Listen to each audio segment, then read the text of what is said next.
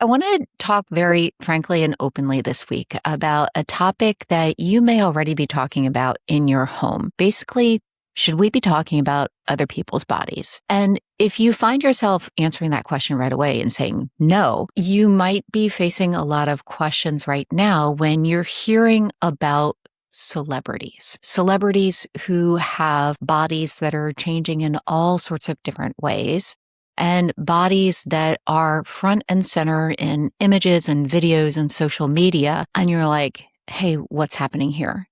Welcome to Family in Focus. I'm Dr. Wendy Schofer, the pediatrician helping parents lead meaningful change without harm. Here we focus on the connection and practical shifts that help families thrive at every size. Let's get started. So let's just take it back a moment. So I distinctly remember back in the 2020 type range where there was a lot of focus on one particular celebrity's body, and that was Lizzo. There was a lot of comments about Lizzo and her body, and the gist of the messaging was, well, we're concerned about her health based on her body size. And there was a lot of pushback appropriately because behind those comments, it was really, kind of saying concerned about her health, but it was really saying we don't think that her body size is healthy. Not necessarily just for her, but in general. It was, in a way, really weight stigma. It was fat shaming by saying we're concerned about her. Now, fast forward to today in 2026, we now have weight loss medications that are everywhere.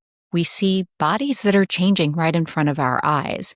And there's a lot of that questioning, do we say something? Do we not? But let's really bring this to a very specific example that's in the news all the time, and that's Ariana Grande. And while it's something that I am mentioning specific names, it's because of the specific conversations that we're having right now. So Ariana Grande has changed. She has changed over time. Her body has changed.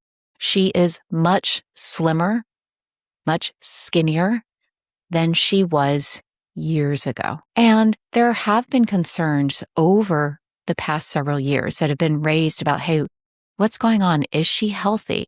Is there something else going on? And specifically, is there an eating disorder that's simmering underneath the surface? And I know that I've also heard people asking, is she taking weight loss medications? All the different questions. But here's the thing. There's a lot of people that are like, hey, don't be talking about her body. Just like you're not supposed to be talking about those in larger bodies, you shouldn't be talking about those who are in smaller bodies. And what I want to really highlight right now is that there is a really big difference between what was happening with focusing on larger bodies and saying, I'm concerned about their health, and now focusing in particular in the case of Ariana Grande with her body and being concerned about her health. So let's break this down for a couple of things. Like, why do you perhaps feel stuck in this? Like, do I talk about bodies? Do I not? How do I talk about it when my kids are bringing it up? So first of all, offering so much compassion. Like, we're always looking for the right way to communicate, the right way to talk about health, about bodies, about food. And so that is just our brains looking for very black and white answers. We want to know what's the right way and what to avoid. And so, of course, you're kind of going through this experience right now where you're looking for a right answer and there's no 100% right answer. The other thing is that it may feel kind of like a little bit of a rubber band, like getting stretched too much and kind of pulling back in. And that happens in our culture as well, especially as we're working through how we are shifting over time, communicating about bodies. And then the other part that we really need to talk about is that this is happening right now while everyone is talking about weight loss, about weight loss medications. And if we aren't attuned, if we aren't aware that eating disorders can be hiding in plain sight right in front of us, we will never detect it. And so constantly telling ourselves that we will not talk about bodies is actually the very secrecy that eating disorders hide behind. So it is really actually important for us to notice patterns, to notice what's changing. Not about just coming in and saying that there's a right body type or not, but by noticing the patterns of change, because that is what is so very important. There is no one body size or weight or shape that means you're healthy or not. And change means a lot. If there's dramatic increases, dramatic decreases, it's the pattern, it's the trend that gives us so much more information. Now, I had actually recorded this a week ago, and since then, I have seen the newest video that Ariana Grande put out, and it is graphic. It is quite remarkable. I'm not even going to be referring otherwise to the title or the specifics, but I will say that it's very graphic, and it is something that is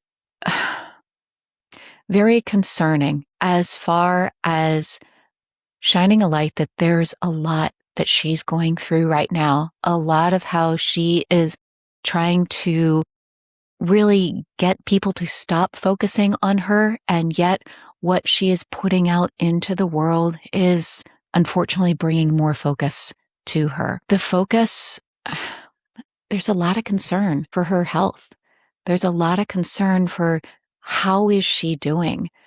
And it's not based off of the number on the scale. It's based off of seeing a human who is dramatically changing in front of our eyes, and one who desperately wants us to not talk about that. Parents, this is something that I am not trying to diagnose her whatsoever. And yet, this secrecy is something that is very concerning about there being something much bigger going on, something much deeper going on. And so in your home, as you're seeing your children, if you're hearing a lot of pushback, a lot of like, don't talk about that, those are actually the moments to take that pause, to be able to start really leaning in and listening, looking for the patterns, what's being said, what's not being said. These are the tools that we use throughout Family in Focus. And I will offer it's also what you're using right now as you're receiving from your children. Like, hey, there's all this going on in the media about what bodies should we be talking about or not talking about. Receive that information. Look at the patterns. Discuss with your children. What is it that you're noticing? What is it that you're hearing? What are you not hearing? These are actually opportunities for us to be able to create connection within our own families by just saying, you know what, there's no right answer. And yet your brain is doing something right now. Your brain is saying, hey, there's a dramatic change. There's something that's happening here. I wonder what's going on. So in my mind, it's very simple that there's a dramatic difference between the conversations that were being had about Lizzo's body way back when, in the sense that people were saying, I'm concerned about her health. They were actually just saying, you know what, she needs to look or be different. And that is really a disservice for anyone who's living in a larger body. And now it's not something where folks are saying, hey, Ariana Grande needs to look differently. It's that she does look different. What else is going on? What help does she need? And that is a dramatic difference. Now, if you're looking for the right ways to be able to talk at home about bodies, having these conversations when your kids are asking it, I'm going to tell you the first thing that you're doing right now is just by saying, hey, let's just take a moment. Let's start getting curious. Let's start looking at the patterns and, quite honestly, listening to your children more than anything else. I love those words. Tell me more.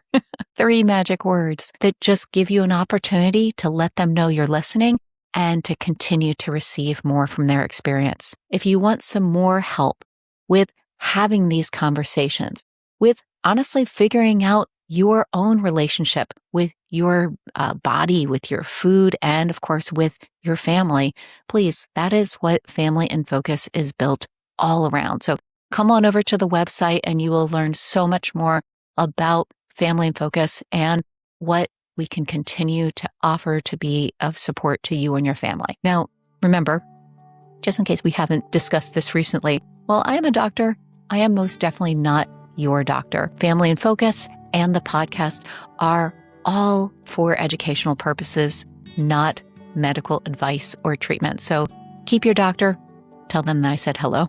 Remember, take what fits, leave the rest, and be gentle with yourself as you continue to lead the change that you want to see for your whole family. I'll see you next time.